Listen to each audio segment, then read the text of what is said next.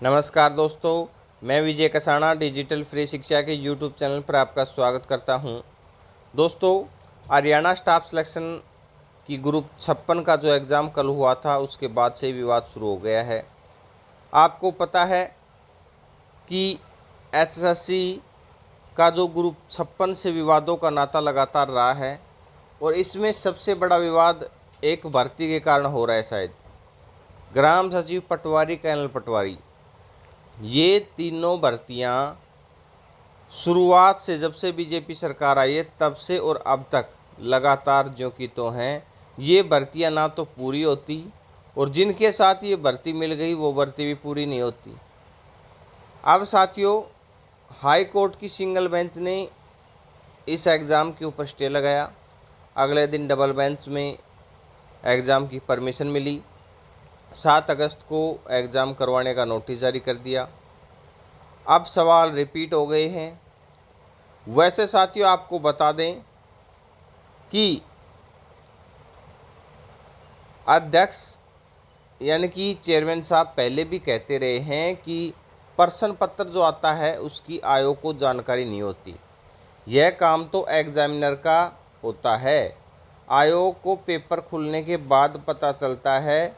लेकिन दूसरी तरफ विपक्षी दलों ने के नेताओं ने एचएसएससी की वर्किंग पर ही सवाल खड़े कर दिए हैं, क्योंकि साथियों आपको पता होगा, फिलहाल भोपाल सिंह जी खत्री चेयरमैन हैं। इनसे पहले जो भारत भूषण भारती जी चेयरमैन थे, उनके समय भी ऐसे ही सवाल खड़े हुए थे। अगर आपको पता हो, जो बहुत बड़ा विवाद हुआ था, एचएसएससी की परीक्षा में ही व्यक्तिगत सवाल पूछ लिए गए थे। उस व्यक्तिगत सवाल का जिक्र तो हम यहाँ भी नहीं कर सकते, क्योंकि वो ऐसा विवाद खड़ा हुआ था। अगर हमने जिक्र कर दिया तो यहाँ भी विवाद खड़ा हो सकता है। लेकिन जो कैंडिडेट लगातार तैयारी कर रहे हैं या लगातार जुड़े हुए हैं, उनको पता होगा कि क्या विवाद था। यानी कि एचएसएससी का ऐसे विवादों से पुराना नाता रहा है, इसलिए विपक्ष भी लगातार खड़े कर रहा है सवाल और एचएसएससी की हो रही है इसमें किरकिरी। सबसे बड़ी बात है, क्योंकि किरकिरी तो होनी थी साथियों। 41 सवाल मायने रखते हैं रिपीट होना। अब बात करते हैं दूसरी तरफ क्या हो रहा है, वो भी देखना ज़रूरी है। ये देखिए साथियों, जींद में जाली पेपर तैयार कर आंसर की भेजकर पैसे ऐंठने वाले गिरोह के 3 आरोपी गिरफ्तार। यानी कि साथियों, पेपर करवाने का ये तरीका नहीं है, जींद में जाली पेपर। यानी कि साथियों, सीईटी का पेपर हो सकता है इन्होंने लीक करवाने की कोशिश की हो, लेकिन खबर में जो बताया गया है साथियों, हम अपने आप से कोई खबर नहीं गढ़ रहे हैं। जो खबर में बताया गया है वही आपको बता रहे हैं कि जाली पेपर इन्होंने तैयार किया है और उसकी आंसर की भेजकर परीक्षार्थियों से रुपए ऐंठने वाले गिरोह के 3 आरोपियों को गिरफ्तार भी कर लिया है।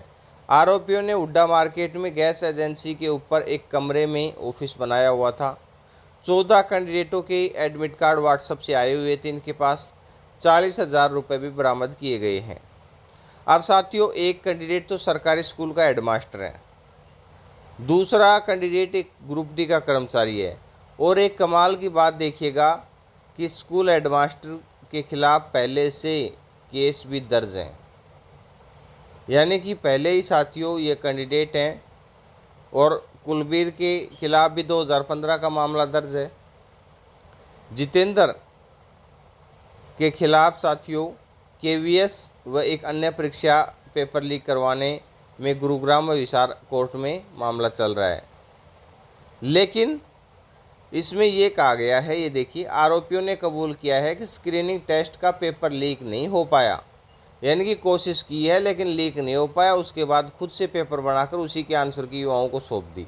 आप साथियों हकीकत तो ये जानते हैं या फिर क्या बताएं। लेकिन फ़िलहाल जो बातें निकल कर आ रही हैं कि पेपर लीक नहीं हुआ है, लेकिन इनकी कोशिश ज़रूर थी। अब इन तीनों को गिरफ्तार कर लिया गया है। 14 कैंडिडेटों के एडमिट कार्ड भी मिले हैं। अब ये बताओ, ये जो एडमिट कार्ड जिन्होंने दिए थे, ये युवा इनके चंगुल में फंस चुके हैं, क्योंकि इन्होंने रुपये भी लिए होंगे, कुछ रुपये तो एडवांस में लिए होंगे। अब एडवांस रुपये लेकर और ये कैंडिडेट जाली पेपर दे रहे हैं, या फिर 14 परीक्षार्थी जिन्होंने अपने एडमिट कार्ड इनको भेजे हैं, अगर ये तैयारी करते, अगर ये कैंडिडेट तैयारी करते तो अलग बात रहती, उसमें सिलेक्शन हो सकता है। साथियों, इनके चंगुल में फंसने से कुछ नहीं होता।